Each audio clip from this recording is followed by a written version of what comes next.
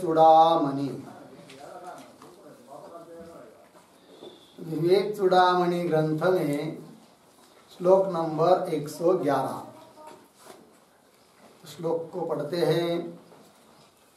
सन्नाप्युभयात्मिकानो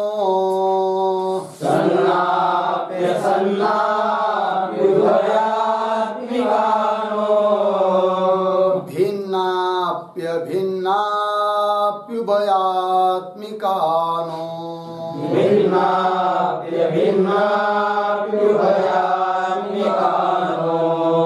सांगाप्यनंगाप्युभयात्मिकानो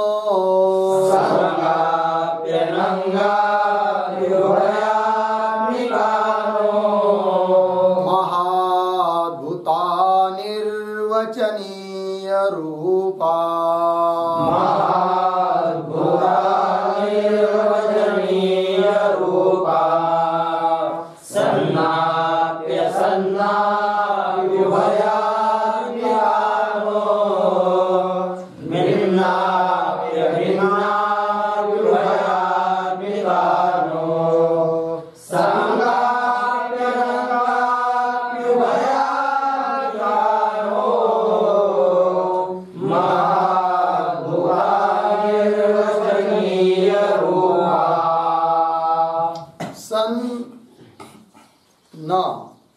अपि असत् न अपि उभयात्मिका नो भिन्ना अपि अभिन्ना अपि उभयात्मिका नो सांगा अपि अनंगा अपि उभयात्मिका नो महाद्भुता अनिर्वचनीय रूपा।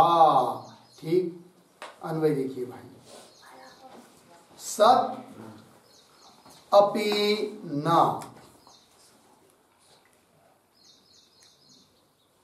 सत अपि न, आगे असत अपि न,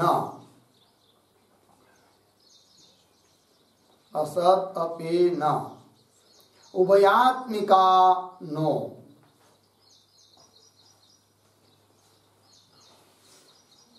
नीचे भिन्ना अपि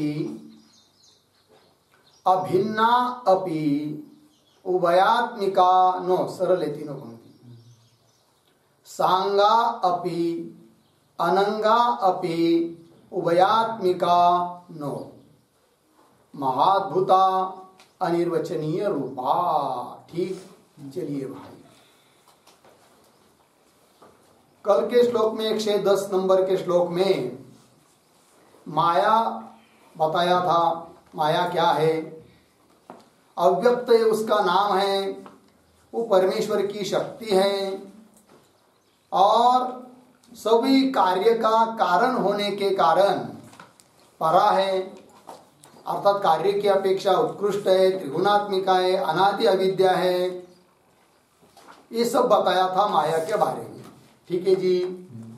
अब इतनी अद्भुत त्रिगुणात्मिका यदि माया है तो श्रुति जब कहती है कि निह नानास्ति किंचन, नाना तो या कुछ भी नहीं है, अपितु एकम एव अद्वितीयम ब्रह्म, अद्वितीय ब्रह्म है, ऐसा जब श्रुति कह रही है, हम कैसा समझे कि एक ही अद्वितीय ब्रह्म है करके? क्योंकि अभी अभी आपने माया का प्रतिपादन किया कि वो अव्यक्त उसका नाम है, अव्यक्त नामनी है, परमेश्वर की शक्ति है, त्रिगुणात्मिका है, सभी जगत का वो कारण है और उस कार्य को लेकर उसका अनुमान किया जाता है। ऐसी यदि माया है तो अद्वितीय ब्रह्म रहा ही कहा?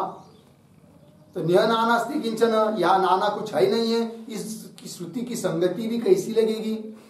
ऐसा जब प्रश्न उपस्थित होता है तब ग्रंथकार कह रहे कि ऐसी त्रिगुणात्मिका आदि आदि माया होने पर भी उससे कुछ डरने की जरूरत नहीं है, उससे द्वैत सिद्धि होती नहीं है, द्वैत की सिद्धि उसके कारण हो सकती नहीं हो सकती है, ये कहना है। क्यों? वो माया का स्वरूप है कैसा? उस माया का स्वरूप बता रहे इस श्लोक में। क्या? वो माया सत अपि न, मतलब उसको सत भी नहीं कह सकते, असत अपि न, उसको असत भी नहीं कह सकते, और उभयात्मिकान हो, सत असत रूप है वो माया, इस प्रकार भी नहीं कह सकते। ठीक है। अब देखिए, सत नहीं कह सकते, क्यों? तो सत नहीं कह सकते ये तब कहेंगे जब पहले सत पता होना चाहिए। तो सत क्या होता है? सत किसको बोलते हैं हम लोग? त्रिकालाबाध्यत्वम सत्वम, जिसका तीनों काल में बाध नहीं होता है उसको क्या बोलते हैं जी? सत। और ऐसा सत स्वरूप केवल एक ही एक है, और वो कौन है? ब्रह्म, आत्मा। ठीक है ना? तो आत्मा की तरह, ब्रह्म की तरह माया सत नहीं है। क्यों सत नहीं है ब्रह्म की तरह? कि उसका बाध होता है, ज्ञान से उसका क्या होता है? बाध होता है। सत पदार्थ वो होता है कि जिसका तीनों काल में बाध नहीं होता है। त्रिकालाबाध्यत्वम, तीनों काल में जिसका बाध नहीं होता है। यदि माया का भी, यदि किसी से भी बाध नहीं होता, तब तो माया को भी हम कह पाते क्या? कि वो सत है। किंतु माया सत नहीं है। क्यों? उसका बाध होता है। किससे? ज्ञान से उसका क्या होता है? बाध होता है। ठीक है। तो वाक्य लिखेंगे, माया सत स्वरूपा न,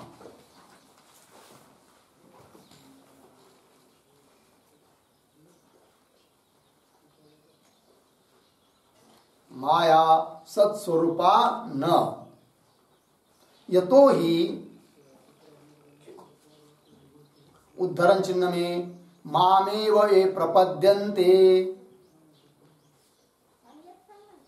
माम एव ये प्रपद्यन्ते माया में ताम तरन्ति ते, माया में ताम तरन्ति ते। गीता, श्रीमद् भगवद गीता, श्लोक नंबर 14, 7वां अध्याय, 7.14। इति ज्ञान बाध्यत्वेन,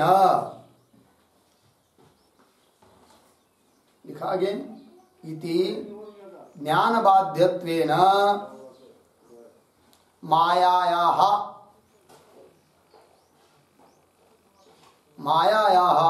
आत्मवत् सत्वं न भवति,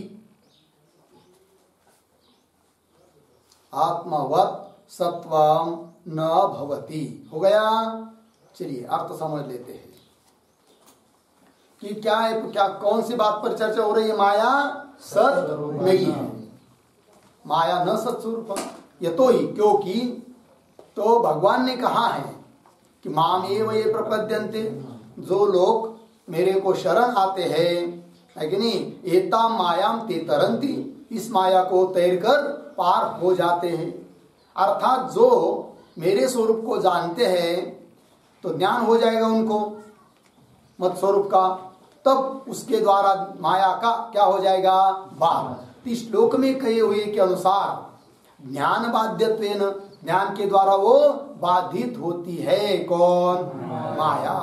और जो बाधित होती, इसलिए बाध्यत्वेन मायायाः आत्मवत् सत्वं न, माया में आत्मा की तरह सत्व नहीं है, लेकिन अर्थात माया सत नहीं है। लगा? एक बात हो गई।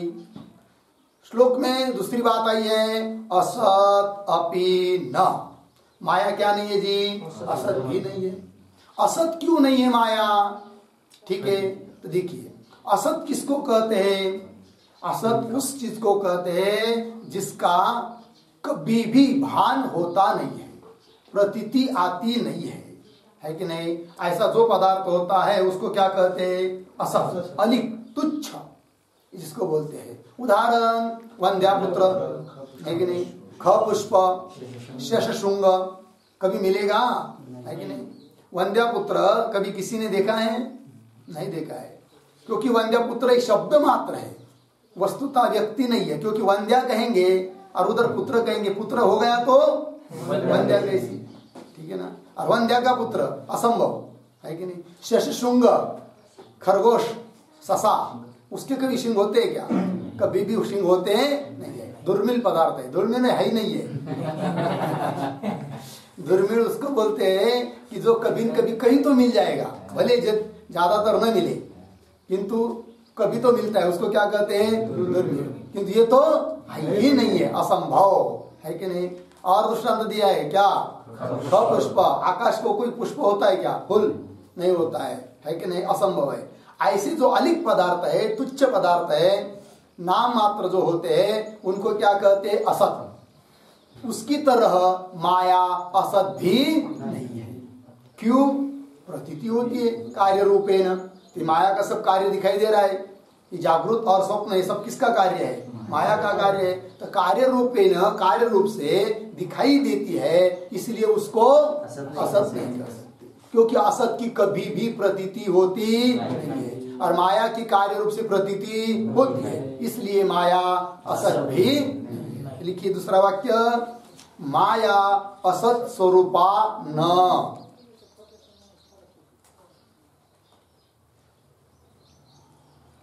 माया असत स्वरूपा न, यतो ही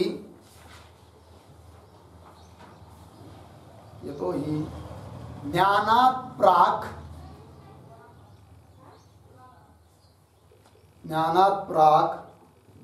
कार्य रूपेण प्रतीयमानत्वेन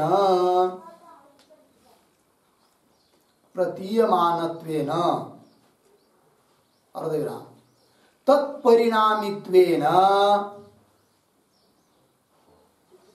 तत्परिणामित्वेन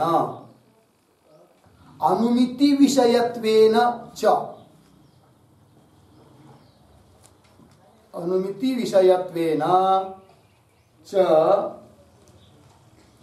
न शश विषाणवत्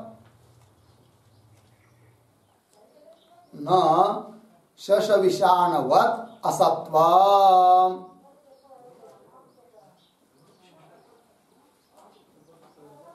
शश विषाणवत् असत्वम्, ठीक है। देखिए भाई अर्थ, माया असत स्वरूप भी नहीं है। क्यों, कि ज्ञानात् प्राक्, ज्ञान होने के पहले तक, कार्य रूपेण प्रतीयमानत्वेन, कार्य रूप से उसकी क्या होती है, प्रतीति होती है।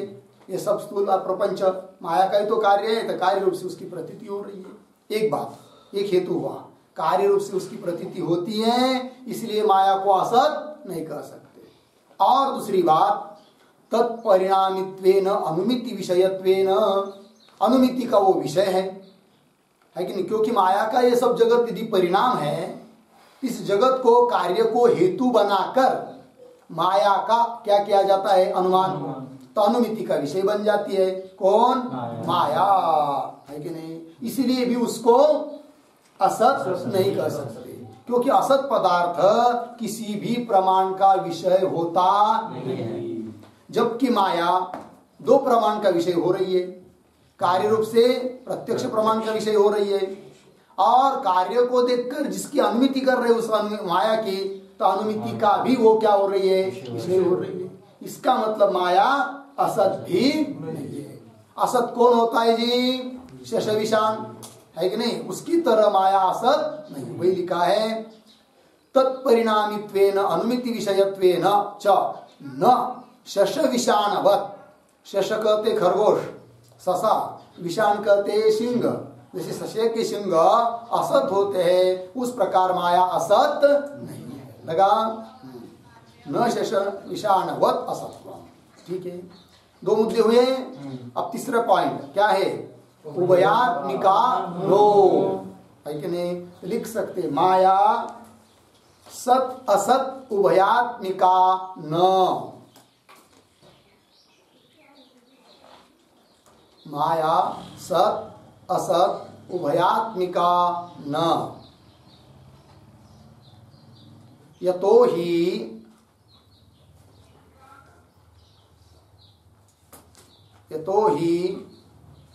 सत्व असत्वयोः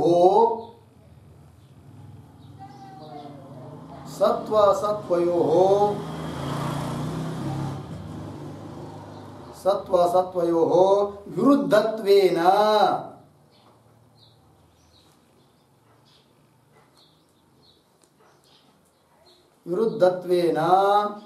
एकत्र अनवस्थानात्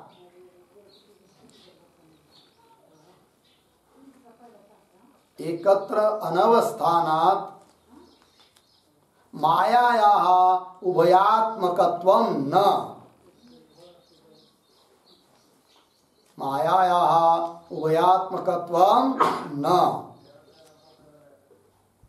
हो गया। चलिए भाई, तो उभयात्मिका भी माया नहीं। उभयात्मिका मतलब क्या? सत असत। सत ऐसा करो, फिर कोई बोलेगा कि माया यदि सत नहीं है, असत नहीं है, तो सत असत उभय रूप मानो। तो बता दिया सत असत उभयात्मक भी माया हो नहीं सकती। क्यों? कि सत्व और असत्व ये दो धर्म कैसे है? विरुद्ध है। जहाँ सत्व होता है वहाँ असत्व नहीं रह सकता, जहाँ असत्व है वहाँ सत्व नहीं रह सकता है। सत्व कहाँ है? उदाहरण, सत्व कहाँ है? ब्रह्म में। सत्स्वरूप एक ही है। कौन? ब्रह्म। उसमें धर्म है सत्व, वहां पर असत्व है क्या? नहीं है। असत्व कहाँ है? असत्व कहाँ है? शशशृंग में। वहां सत्व है क्या? नहीं है। ठीक है कि नहीं? दोनों विरोधी है। अब जब दो विरोधी धर्म एक अधिकरण में रह नहीं सकते, जैसे घट में धर्म है कौन सा? घटत्व। पट में धर्म है कौन सा? पटत्व। ऐसी कोई चीज दिखाइए कि जहां पर घटत्व भी हो और पटत्व भी हो। ऐसा कहीं है क्या? हो नहीं सकता, क्योंकि दोनों विरोधी धर्म है। कौन कौन? घटत्व, पटत्व। उसी प्रकार सत्व और असत्व ये दोनों अत्यंत विरुद्ध धर्म होने के कारण, विरुद्ध अधिकरण में रहने वाले होने के कारण एक अधिकरण में रह नहीं सकते। एकत्र अनवस्थानात्, उनका अवस्थान, उनकी स्थिति एक अधिकरण में हो नहीं सकती। इसीलिए माया में उभयात्मकत्व भी नहीं है। ठीक है, फिर कैसी है माया? है कि नहीं? तो आगे का प्रश्न लिखिए। तर्हि कीदृशी माया? तर्हि कीदृशी माया?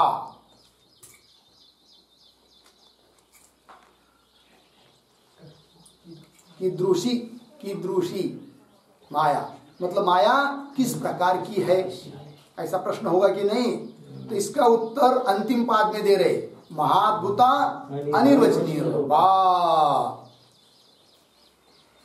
तो लिख सकते इस पर उत्तर के रूप में क्या? माया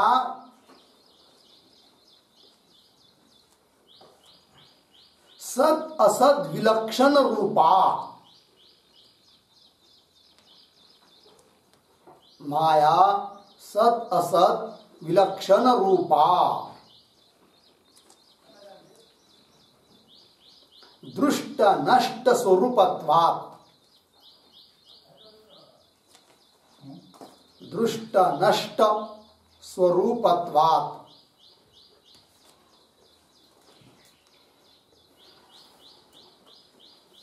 ठीक है जी। ऐन्द्रजालिक पदार्थानां स्वाप्निक पदार्थानां च इव।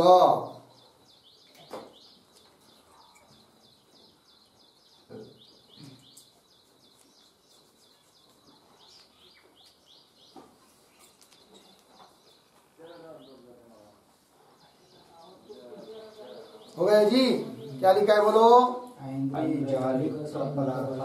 हाँ, ऐन्द्रजालिक पदार्थानाम स्वाप्निक पदार्थानाम च इव। हो गया ना? तो चलिए, तो क्या बताया शुरू से? माया कैसी है? सद असत विलक्षण रूपा, मतलब सद असत से विलक्षण, भिन्न। ठीक है कि नहीं? मतलब न सत न असत, उनसे भिन्न, उसी को कहते मिथ्या, अनिर्वचनीय। ठीक है जी। तो सत असत विलक्षण रूपा है कि नहीं? क्यों? दृष्ट नष्ट स्वरूपत्वा, देखते देखते ही वो क्या हो जाती है? नष्ट हो जाती है। इसलिए माया कैसी है? सद असत से विलक्षण। किसकी तरह? उदाहरण दिया, ऐन्द्रजालिक पदार्थानामिव, किंवा स्वाप्निक पदार्थानाम इव। ठीक है ना जी। स्वप्न में बहुत सारे पदार्थ दिखाई देते हैं, किंतु दीर्घ काल रहते क्या वो नहीं। किसी ने जगाया या जागृत हो गई तो क्या हो जाता है, स्वप्न के पदार्थ के क्षण में नष्ट हो जाते, देखते देखते नष्ट होते हैं। उसी प्रकार ये जागृत के पदार्थ भी देखते देखते क्या होते हैं, नष्ट हो जाते हैं। अभी अभी तो अरे आता माझ्याबरोबर जेवला ना, तो कुठे गेला गेला कुठं कळलं की नाही। माया कशी आहे, ब्रह्मज्ञान झालं समाप्त, दृष्ट नष्ट स्वभाव आहे, जळी बुडा पुढे एकता पुढे काय अंतकाळी आता काही नव्हे, तैसा हा संसार पाहता पाहता। कळलं की नाही। चला, कसा आहे संसार हा, दृष्ट नष्ट स्वभाव आहे। पाण्यावरचे बुडबुडे दिसतात, पण दिसता दिसताच नष्ट होतात। कळलं। चलिए, दृष्ट नष्ट स्वरूपत्वात् हो गया जी। आगे चलेंगे तो हो गया, आगे चलिए दूसरे पाद में। भिन्ना अपि अभिन्ना अपि उभयात्मिका नो, मतलब भिन्नापि न अभिन्न अपि न उभयात्मिका न कौन, माया। भिन्न भी नहीं है, अभिन्न भी नहीं है, उभयात्मक भी नहीं है। बोले भिन्न नहीं है, किससे भिन्न नहीं है और किससे अभिन्न नहीं है। ठीक है ना जी। तो देखिए, ब्रह्म तत्व, ब्रह्म से माया भिन्न है ये भी नहीं कह सकते, और फिर बोलेंगे ठीक है ब्रह्म से भिन्न नहीं है तो क्या कहो, अभिन्न कहो, अभिन्न भी नहीं कह सकते। फिर बोलेंगे भिन्न अभिन्न कहो, तो भिन्न अभिन्न भी नहीं कह सकते, क्योंकि दो विरोधी धर्म एक जगह रह नहीं सकते। फिर है कैसी, भिन्न अभिन्न से विलक्षण कौन, माया। इतनी बात समझ में आई। अब प्रश्न आता है कि माया ब्रह्म से भिन्न नहीं है, क्यों? यदि समझ लीजिए माया को ब्रह्म से भिन्न मानेंगे तो क्या आपत्ति, क्या प्रतीति ही नहीं आएगी। वो तो ही। क्या माया को यदि ब्रह्म से भिन्न मानेंगे तो दो पदार्थ हो जाएंगे, ब्रह्म और दूसरी माया। तो अद्वैत प्रतिपादक जो श्रुति है उस श्रुति को क्या होगा, विरोध होगा। इसलिए माया को भिन्न नहीं कर सकते। दूसरी बात, माया ब्रह्म की क्या है, शक्ति है, और शक्तिमान से शक्ति भिन्न नहीं होती है, इसलिए माया को भिन्न नहीं कर सकते।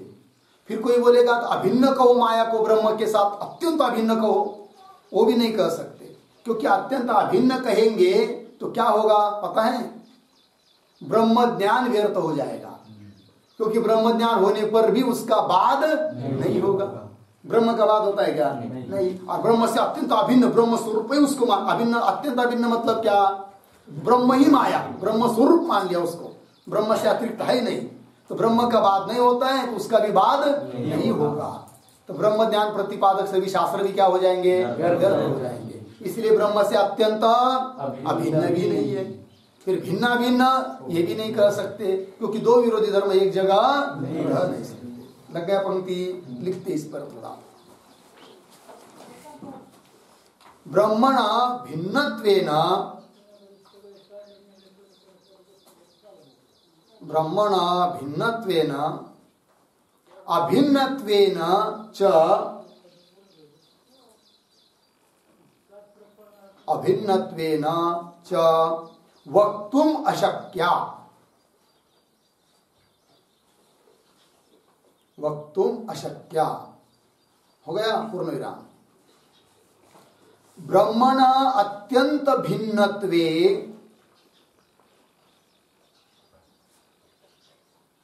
ब्रह्मण अत्यंत भिन्नत्वे अद्वैत बोधक श्रुति विरोधात्, अद्वैत बोधक श्रुति विरोध, ऐसा किसी पंचमंत्र, अद्वैत बोधक श्रुति विरोध भवति पूर्ण विराम। लोके अपि, लोके अपि शक्तेः, शक्तेः शक्तिमतः,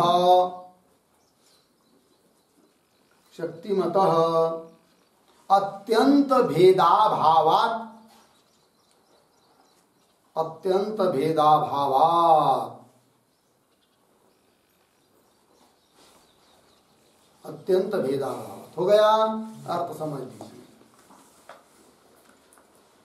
ऐसी वो माया है कि जिसके बारे में कह नहीं सकते। क्या? ब्रह्मणः भिन्नत्वेन अभिन्नत्वेन, ब्रह्म से भिन्न है ये भी नहीं बोल सकते, ब्रह्म से अभिन्न है ये भी नहीं बोल सकते। बोलेंगे क्यों? एक पहला बोलेंगे तो ब्रह्मण अत्यंत भिन्नत्वे, समझ लीजिए ब्रह्म से अत्यंत भेद मानेंगे। किसका? माया का। तो क्या आपत्ति आएगी? अद्वैत बोधक श्रुति विरोध, अद्वैत प्रतिपादन करने वाली श्रुति का क्या होगा? विरोध। क्योंकि आपने क्या माना? दो, एक ब्रह्म और ब्रह्म से भिन्न दूसरी माया, तो द्वैत हुआ, तो अद्वैत प्रतिपादक श्रुति के साथ विरोध होगा। पहली आपत्ति लगा। और दूसरा, लोके अपि, लोक में भी, व्यवहार में क्या होता है? शक्ति और शक्तिमान, इन दोनों का अत्यंत भेद माना जाता है क्या? नहीं। कैसा होता है कि अरे कल तो मेरे पास थी, आज तो कहीं चली गई, कब आएगी पता नहीं, शाम तक आएगी तो अच्छा हो जाएगा। क्या? शक्ति। ऐसा कभी होता है? है कि नहीं? सुबह उठा और उठ ही नहीं पा रहा है, हाथ भी इधर उधर नहीं हिला पा रहा है। क्यों? क्या हुआ तुमको? मेरी शक्ति कहीं तो चली गई, किसी कोई तो चुरा के ले गया, है कि नहीं? अब कब आएगी पता नहीं। ऐसा होता है क्या? शक्ति और शक्तिमान का अत्यंत भेद माना नहीं जाता है। और ब्रह्म की शक्ति मानी गई है कौन? माया। इसलिए भी ब्रह्म से क्या अत्यंत भिन्न नहीं कर सकते। वही दिया है लोके अपि, लोक व्यवहार में भी शक्ति है, शक्तिमत, शक्तिमान और शक्ति, इन दोनों का अत्यंत भेदाभाव, अत्यंत भेद माना, इसलिए भी माया को ब्रह्म से अत्यंत भिन्न नहीं कह सकते। हो गया ये हुआ भेद के बारे में। अब आगे का मुद्दा क्या है? अभिन्न। अभिन्न मानेंगे तो क्या आपत्ति? लिखिए, अभिन्नत्वे, अभिन्नत्वे मायायाः बाद अयोगात्, मायायाः बाद अयोगात्, बाधायोगात्, अर्धविराम। ब्रह्मण कालत्रय अबाध्यत्वात्,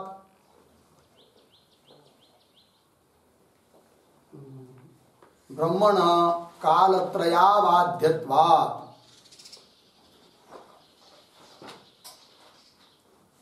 पूर्णविराम।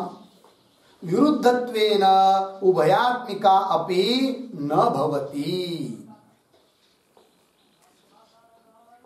विरुद्धत्वेन उभयात्मिका अपि न भवति। ठीक, देखिए भाई अर्थ। अभिन्नत्वे मतलब क्या?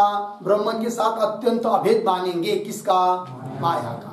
तो अभिन्नत्वे तस्याः मायायाः बाद अयोगा, माया का क्या नहीं होगा?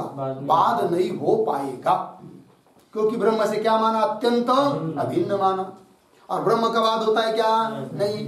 तो ब्रह्मण कालत्रय आबाध्यत्वात्, तीनों काल में ब्रह्म का बाद होता नहीं है। अब ब्रह्म से अभिन्न होने के कारण माया का भी बाद नहीं हो पाएगा, इसलिए माया को ब्रह्म के साथ अत्यंत अभिन्न भी नहीं मान सकते। ठीक। अब कोई बोलेगा एक काम करो, फिर भिन्ना भिन्न मानो, तो वो भी नहीं मान सकते। क्यों? लिखा ना, विरुद्धत्वेन उभयात्मिकापि न भवति। भिन्नत्व अभिन्नत्व, ये दो विरोधी धर्म होने के कारण माया ब्रह्म के साथ भिन्न भी है अभिन्न भी है, ये भी कह नहीं सकते। लग गया पंक्ति? तो चलिए, तो दूसरी पंक्ति हो गई ना, भिन्नापि अभिन्नापि उभयात्मिका नो। अब तीसरी लाइन में चलिए, सांगा अपि अनंगा अपि उभयात्मिका नो। ठीक है ना जी? सांगा समझ लीजिए अर्थ पहले। सांगा अनंगा, सांगा मतलब होता है सावयवा। सांगा शब्द का अर्थ क्या होता है जी? सावयवा। ध्यान दीजिए, माया अवयव वाली है ये भी नहीं कह सकते। फिर बोलेंगे अवयव रहित मानो उसको, अनंगा, ये भी नहीं कह सकते। है कि नहीं? किसको? माया को। अवयव वाली ये भी नहीं कह सकते, निरवयव है ये भी नहीं कह सकते। फिर कोई कहेगा कि उभयात्मिका मान लो, सावयव निरवयव सांगा अनंगा, तो वो भी नहीं कह सकते। क्यों? इसको थोड़ा विचार करेंगे, ठीक है? तो देखिए भाई, माया को यदि समझ लीजिए सांगा मानेंगे, सांगा मतलब अंग सहित अर्थात सावयवा, अवयव से युक्त मानेंगे, तो क्या होगा? उसमें जो बताया है अनादित्व वो नहीं रह पाएगा, क्योंकि जो जो सावयव पदार्थ होता है वह जन्य होता है, उत्पन्न होने वाला होता है। यदि माया सावयव मानेंगे तो उसकी भी उत्पत्ति मानना पड़ेगी, और उसकी उत्पत्ति मानेंगे तो उसका अनादित्व क्या हो जाएगा? नष्ट हो जाएगा, खंडित हो जाएगा। इसलिए माया को सांगा सावयवा नहीं कह सकते, ठीक है? फिर एक काम करो, फिर निरवयवा मानो, अनंगा निरवयवा मान लो, वो भी नहीं कह सकते। क्यों? यदि माया को निरवयव अवयव रहित मानेंगे तो बहुत बड़ी आपत्ति आएगी। क्या? ध्यान दीजिए, ये जगत रूप परिणाम किसका है? माया का है, और परिणाम उस चीज का होता है जो सावयव है, निरवयव का परिणाम नहीं होता है। अब उसको निरवयव मानेंगे तो जगत रूप से परिणाम को प्राप्त हो गई, इस बात को कह नहीं सकते, इसलिए उसको निरवयव नहीं मानेंगे, निरवयव नहीं मान सकते। फिर कोई कहेगा सावयव को, सावयव भी नहीं कह सकते। क्यों? सावयव कहेंगे तो उसकी उत्पत्ति मानना पड़ेगी, फिर अनादित्व नष्ट हो जाएगा। इसका मतलब न उसको सावयव कह सकते हैं न निरवयव। फिर कोई कहेगा सावयव निरवयव उभयात्मिका मान लो, वो भी नहीं कह सकते। क्यों? विरुद्ध धर्म है दोनों, एक जगह रह नहीं सकते। बात समझ में आया? लिखिए इसके ऊपर भी। एवं माया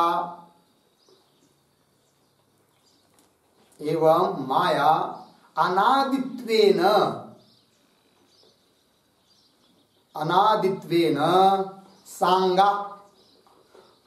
सांगा बराबर सावयवा न भवति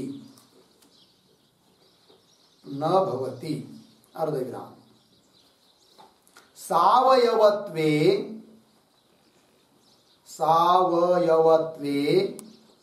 जन्यत्वापत्तेः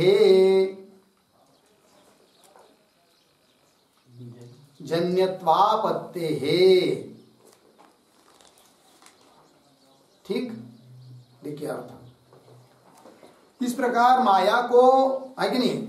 माया अनादित्वेन, अनादि होने के कारण क्या? सांगा बराबर सावयवा न भवति, अनादि होने के कारण उसको सावयव नहीं कह सकते। क्यों? सावयवत्वे मतलब सावयव मानेंगे तो जन्यत्वापत्ति, वो उत्पन्न होती है ऐसा मानना पड़ेगा। फिर बोलेंगे मान दो ना, क्या आपत्ति आपको? उत्पत्ति होती है तो हम उत्पत्ति मान लो उसकी, किसकी? माया। तो पुनः दिक्कत समझ लीजिए, माया की उत्पत्ति मानना है तो पुनः प्रश्न आएगा किससे मानेंगे? उत्पत्ति तो फिर उसके माँ बाप तो बताना पड़ेंगे ना, तो किससे मानेंगे माया की उत्पत्ति? तो बोलेंगे एक काम करो, ब्रह्म से मान लो। तो ब्रह्म से मान नहीं सकते। क्यों? ब्रह्म तो कैसा है? निर्गुण निराकार है, वो बेचारा किसी के आधे के मध्य में नहीं पड़ता है कि नहीं? निर्गुण निराकार अलिप्त है कि नहीं? साक्षी है केवल, तो उससे उत्पन्न नहीं हो सकती, निरवयव है वो, ठीक है? फिर बोलेंगे ये माया दूसरी माया से उत्पन्न हुई, दो माया मान लो, है कि नहीं? तब तो बड़ी गड़बड़ है। क्या? यदि ये इस माया को उस माया से उत्पन्न मानेंगे, दो माया कल्पना करके, फिर वो भी तो माया, फिर उसको और एक माया मानना पड़ेगी, फिर उसके लिए और एक मानना पड़ेगी, तो क्या होगा? अनवस्था तो हो जाएगा। फिर बोलेंगे एक काम करो, दो ही माया मानना, ये माया इस माया से उत्पन्न हुई है और ये माया इस माया से उत्पन्न हुई है, ए से बी से ए, है कि नहीं? ऐसा मानेंगे तब क्या होगा? नहीं, अन्योन्याश्रय दोष आएगा। कौन सा दोष आएगा? अन्योन्याश्रय। फिर बोलेंगे एक काम करो, तीन माया मान लो, ये माया इससे उत्पन्न हुई है, ये इससे, ये इससे, ये इससे, ऐसा चक्र घुमाते रहो, तब दोष आएगा। कौन? चक्रिकापत्ति दोष आएगा। ये सब दोष आएंगे। फिर एक काम करेंगे, बोलेंगे ठीक है ऐसे दोष आते तो छोड़ दो, माया की उत्पत्ति मानो, ब्रह्म से तो मान नहीं सकते, ईश्वर से मानो, ऐसा कोई कहेगा तो ईश्वर से भी माया की उत्पत्ति मान नहीं सकते, क्योंकि ईश्वर का स्वरूप ही माया के अधीन है। माया विशिष्ट चैतन्य को क्या बोलते हैं? ईश्वर बोलते हैं। तो ईश्वर से उत्पन्न होती है माया, ये भी कह नहीं सकते। पति जन्मला, समझ में आया कि नहीं? ये बात होती है। इसका मतलब तो कहने का तात्पर्य क्या? माया की उत्पत्ति मान नहीं सकती, इसलिए माया को क्या माना गया है? अनादि। और अनादि मानना है तो उसको सावयव नहीं मान सकते, सावयव मानेंगे तो अनादित्व का खंडन ये हो जाएगा। इसका मतलब माया को न तो सावयव मान सकते हैं और न निरवयव मान सकते हैं, ठीक है ना? सावयव नहीं मान सकते, ये बात हो गई। फिर निरवयव मानो कोई बोलेगा तो निरवयव भी नहीं मान सकते। लिखिए, माया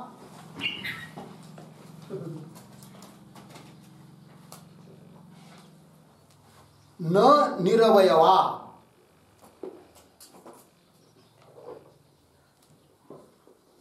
न निरवयवा, कौंस में अनंगा, निरवय मतलब अनंगा,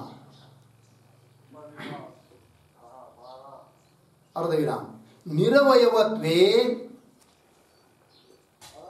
निरवयवत्वे परिणाम असंभवात्,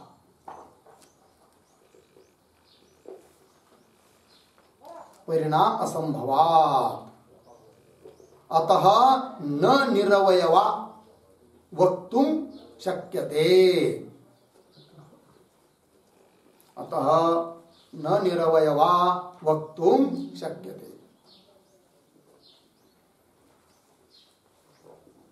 हो गया जी? चलिए भाई, अर्थ।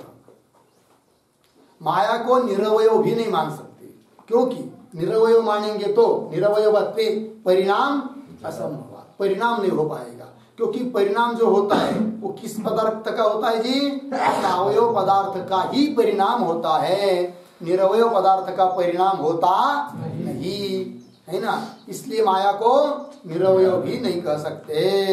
हो गया जी? अब कोई बोलेगा एक काम करो, सांगा अनंगा, सावयवा निरवयवा उभयात्मिका मान लो, तो उभयात्मिका भी नहीं मान सकते, है कि नहीं? क्यों? एक वाक्य, सावयवत्व निरवयवत्वयोः, सावयवत्व निरवयवत्वयोः एकत्र विरोधात्, एकत्र विरोधात् न उभयात्मिका माया, न उभयात्मिका माया। लगे पंक्ति? चलिए भाई, सावयवत्व और निरवयत्व दो विरोधी धर्म होने के कारण उभय स्वरूप माया है, ऐसा भी कह नहीं। फिर माया है कैसी? तो अंतिम पाद में दिया, महाद्भुता अनिर्वचनीय रूपा। तो महाद्भुता का अर्थ लिखिए अत्यंत आश्चर्य रूपा, अत्यंत आश्चर्य रूपा।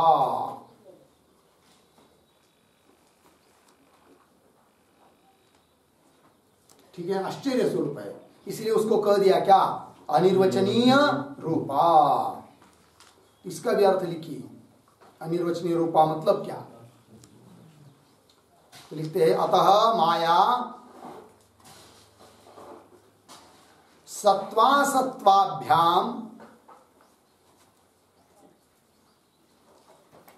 सत्वासत्वाभ्याम भिन्नत्वाभिन्नत्वाभ्याम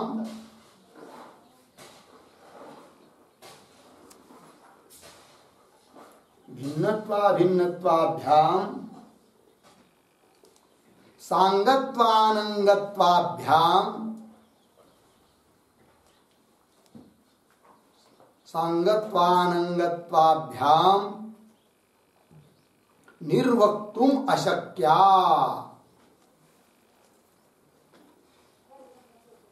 क्यों? निर्वक्तुम अशक्यम रूपम यस्याः, निर्वक्तुम अशक्यम रूपम यस्याः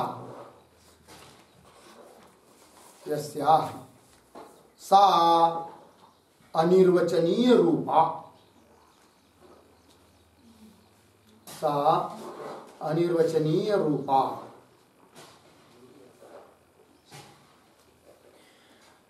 ठीक है जी, लिखिए रहो।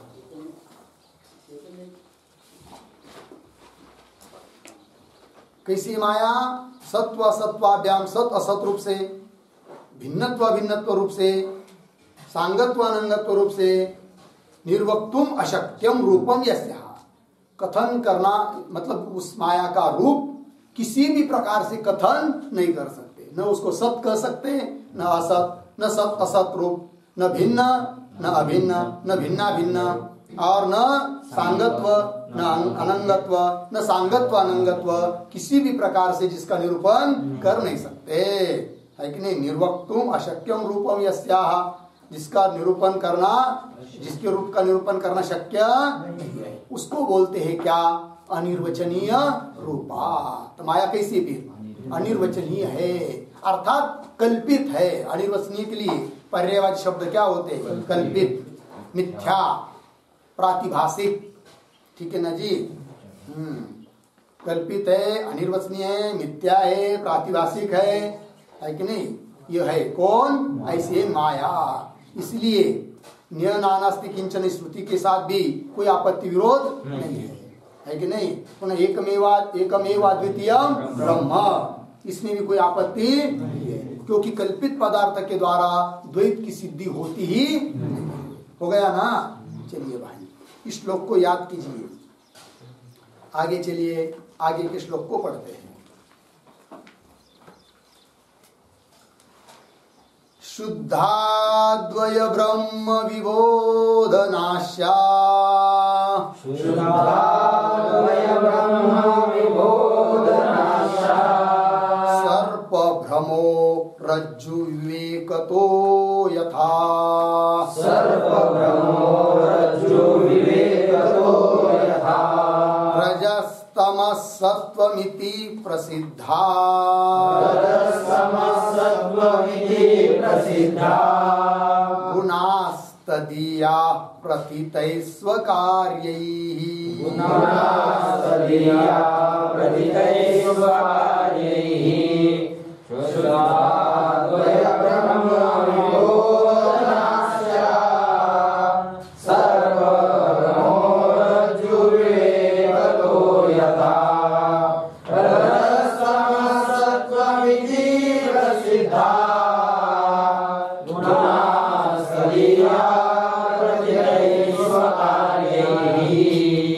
शुद्धाद्वय ब्रह्म विबोधनास्या, सर्पभ्रमः रज्जु विवेकतः यथा, रजस्तमः सत्वम् इति प्रसिद्धाः गुणाः तदीयाः प्रथितैः स्वकार्यैः। अन्वय देखिए।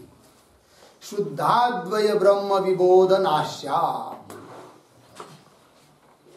यथा रज्जु विवेकतः सर्पभ्रमः, रज्जु विवेकतः सर्पभ्रमः। आगे लास्ट लाइन में तदीयाः स्वकार्यैः प्रथितैः रजस तमः सत्त्वमिति प्रसिद्धाः गुणाः। ठीक, देखिए भाई अर्थ। तो माया को अत्यंत असत नहीं कह सकते, क्यों? कि उसकी अत्यंत निवृत्ति के लिए हेतु विद्यमान है, और निवृत्ति के लिए हेतु उसके लिए होता है जो कुछ न कुछ तो है। जैसे ये कह सकता है कि कोई, ये तो कह सकता है भाई इस बिल में सर्प गया है, कदाचित बाहर निकल सकता है, यहाँ पर लकड़ी रखो, कभी आएगा तो संरक्षण के लिए, ठीक है ना। लेकिन कभी ये कोई कहता है क्या? अभी अभी मुझे वंध्यापुत्र उधर जाते समय देखा, दिखाई दिया था, न जाने घर के अंदर आ जाएगा, दरवाजा बंद करके रखो, नहीं तो लकड़ी रखो। ऐसा कोई होता है क्या? नहीं। मतलब नाश का उपाय क्यों नहीं कर रहे? जो पदार्थ है नहीं। उस प्रकार माया यदि शशुंग की तरह कि वह वंद्यापुत्र की तरह अत्यंत असद होती तो उसका नाश का उपाय भी नहीं बताते। इसका मतलब अत्यंत असद भी, इसका मतलब ये भी नहीं कि सत है करके, किंतु यहाँ पर कहने का तात्पर्य है कि उसके निवृत्ति का उपाय बताया है, इसका मतलब वो अत्यंत असत नहीं। फिर क्या निवृत्ति का उपाय बताया है? तो वही दिया, शुद्धाद्वय ब्रह्म विबोध नाश्या। कौन? माया है कि नहीं? शुद्ध अद्वितीय जो ब्रह्म है उसका बोध जब हो जाता है, साक्षात्कार जब हो जाता है, अर्थात ब्रह्म ज्ञान हो जाता है, तो उस ज्ञान से वो नष्ट हो जाती है। कौन? माया। लगा पहली पंक्ति। फिर आगे उदाहरण दिया किसकी तरह? तो यथा जैसे रज्जु विवेकतः सर्प ब्रह्म, रज्जु का विवेक हुआ, ये रज्जु है ऐसा समझ में आया, अब उस रज्जु के ऊपर प्रतीत होने वाला सर्प रहा क्या? नहीं। क्या हो जाता है? निवृत्त हो जाता है। उस प्रकार जैसे सर्प का अधिष्ठान भूत रज्जु का ज्ञान होने से सर्प की निवृत्ति हो जाती है, उस प्रकार इस जगत का अधिष्ठान भूत जो ब्रह्म तत्व है उसका साक्षात्कार होने के बाद ये सब माया और माया का कार्य क्या हो जाता है? निवृत्त हो जाता है। लग गया पंक्ति। फिर बोलेंगे आगे क्या कि जो ठीक है ना, एक एक बात को देख लेती इसी को पहले, बाद में उत्तरार्ध को बताते। ठीक, चलिए। तो पहला वाक्य क्या आया? शुद्धाद्वय ब्रह्म विबोध नाश्या। लिखते एक वाक्य, शुद्धम बराबर निर्गुणम, शुद्धम बराबर निर्गुणम, अर्धविराम, अद्वयम बराबर, अद्वयम बराबर सजातीय विजातीय स्वगत भेद शून्य, सजातीय विजातीय स्वगत भेद शून्य। आगे यद ब्रह्म, यद ब्रह्म तस्य विबोधः, तस्य विबोधः बराबर अभेदेन साक्षात्कारः, विबोधः बराबर अभेदेन साक्षात्कारः, तेन नाश्या, बराबर नाश्या। तज्जन्य ध्वंस प्रतियोगिनी, तज्जन्य ध्वंस प्रतियोगिनी माया।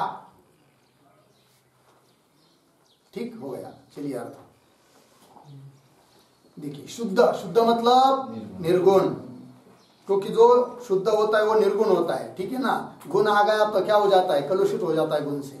ठीक है, शुद्धम निर्गुणम। अद्वयम, अद्वय मतलब सजातीय विजातीय स्वगत भेद रहित। ये तीन प्रकार के भेद होते हैं, आगे आएगा उसका निरूपण। ठीक है ना जी।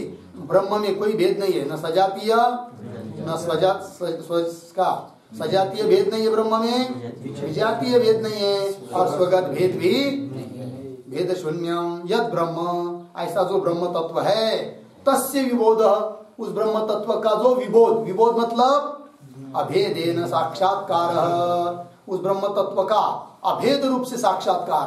तदेव हम अहमेव तत्, वो ब्रह्म ही मैं हूं, इस प्रकार का साक्षात्कार प्रत्यक्ष। जब ऐसा प्रत्यक्ष हो जाता है तब माया नाम की कोई चीज रहती नहीं, नष्ट हो जाती है। तेन नाश्या, कौन? माया।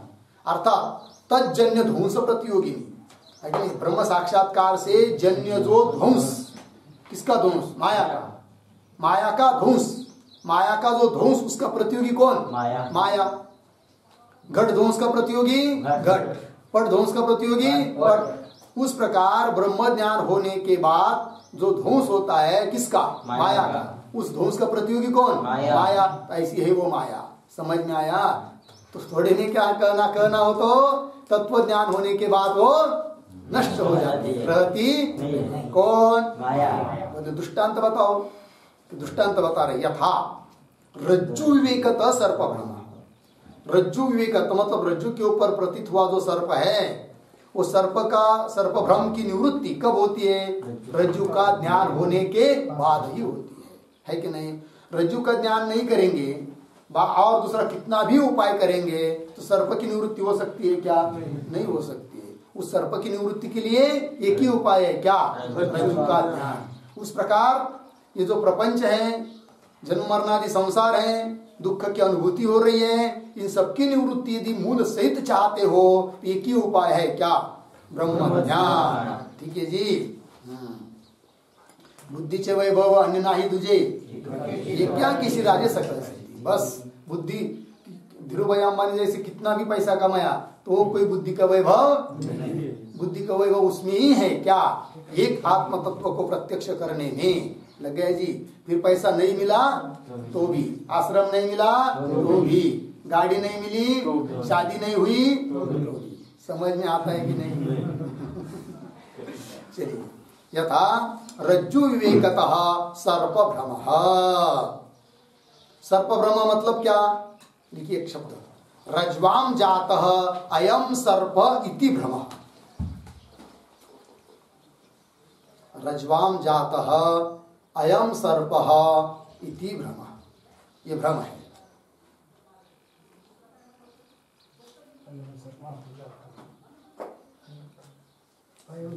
हाँ, अयम सर्पः इति भ्रम।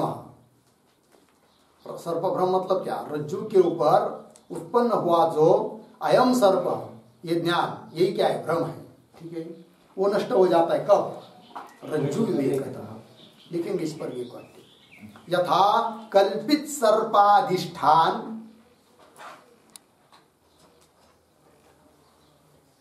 यथा कल्पित सर्पाधिष्ठान भूत, कल्पित सर्पाधिष्ठान भूत रज्जु साक्षात्कारेण, रज्जु साक्षात्कारेण बराबर नायम सर्प किंतु रज्जु इत्याकारेण, नायम सर्प किंतु रज्जु इत्याकारेण। इव, इव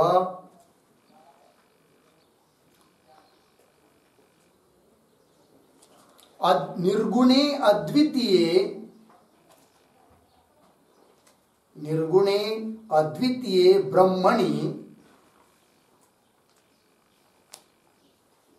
निर्गुणे अद्वितीये ब्रह्मणि कल्पितायाः मायायाः, कल्पितायाः मायायाः अधिष्ठान तत्व साक्षात्कार,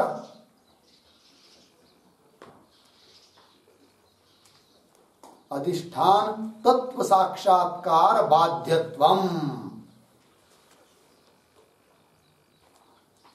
बाध्यत्वम उक्तम।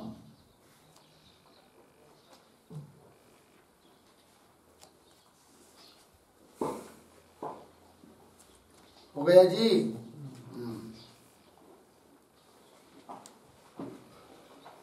अर्थ देखिए कि जिस प्रकार, यथा जिस प्रकार कल्पित सर्प, उसका अधिष्ठान भूत कौन है? रज्जु। उस रज्जु का साक्षात्कार होने से, रज्जु का साक्षात्कार होना मतलब कैसा साक्षात्कार होना? नायम सर्प किंतु रज्जु, यह सर्प नहीं है, यह रज्जु है। इस प्रकार का साक्षात्कार होने के बाद जैसे सर्प की निवृत्ति हो जाती है, उस प्रकार से निर्गुणे अद्वितीय ब्रह्म, निर्गुण अद्वितीय ब्रह्म में कल्पित जो माया, कल्पिताया माया, उस माया की निवृत्ति हो जाती है। बाद हो जाता है किससे? अधिष्ठान तत्व साक्षात्कार बाध्यत्व। अधिष्ठान तत्व का, ब्रह्म का साक्षात्कार हो जाता है तो माया की क्या होती है? निवृत्ति होती है, बाद होता है। ये कह दिया, हो गया। बस आगे चलिए, आगे उत्तरार्ध में रजस्तम, ठीक है ना? देखिए पीछे 110 नंबर के श्लोक में कहा था, सुधिया एव कार्यानुमेया, पंडित के द्वारा कार्य से अनुमेय है कौन? माया। अब कौन सा उसका कार्य है कि जिसके द्वारा उसका अनुमान किया जा सकता है? तो उस कार्य को स्पष्ट कर रहे यहां पर, ठीक है जी। तो देखिए, तो अन्वय किए हुए के अनुसार क्या कहा था? तदीयाः, ये क्या? तदीयाः स्वकारी। तदीया मतलब क्या? तदीया शब्द का अर्थ लिखिए। तदीयाः गुना, उस माया के अमुक अमुक गुण ये बताना है। तो तदीयाः लिखिए उसका, तस्याः इमे तदीयाः, तस्याः इमे तदीयाः बराबर माया संबंधिनः, माया संबंधिनः गुणाः इत्यर्थः, गुणाः इत्यर्थ। देखिए भाई, तस्याः इमे उसकी ये है, इसलिए उसको कह दिया तदीयाः, अर्थात माया के संबंधी कौन? गुण। तो कैसे वो बता रहे? तदीयाः स्वकार्यैः प्रथितैः, प्रथितैः का अर्थ है प्रसिद्धैः, प्रथितैः मतलब प्रसिद्धैः। उस माया के जो गुण है ना वो प्रसिद्ध है। किससे प्रसिद्ध है? तो पीछे शब्द आया स्वकार्यैः प्रसिद्ध प्रथितैः। तो स्वकार्यैः मतलब तत्तद् गुण कार्यैः वक्ष्यमाणैः,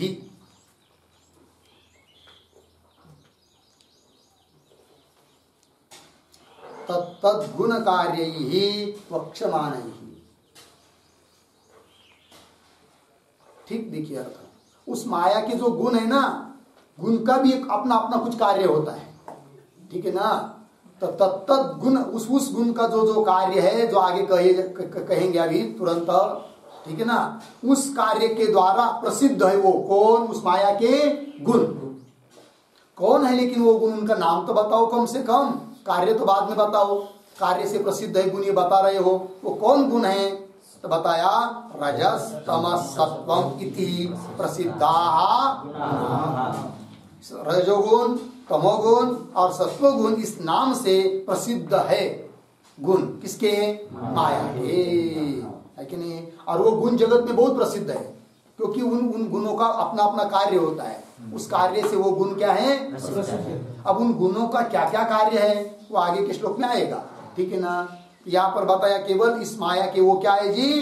गुण है। गुणाः, कौन गुण है? सत्वगुण, रजोगुण, तमोगुण, ये उसके प्रसिद्ध धर्म है, प्रसिद्ध गुण है। हो गया। ऐसे ये माया है, इस प्रकार इस माया का स्वरूप थोड़े में बता दिया, ठीक।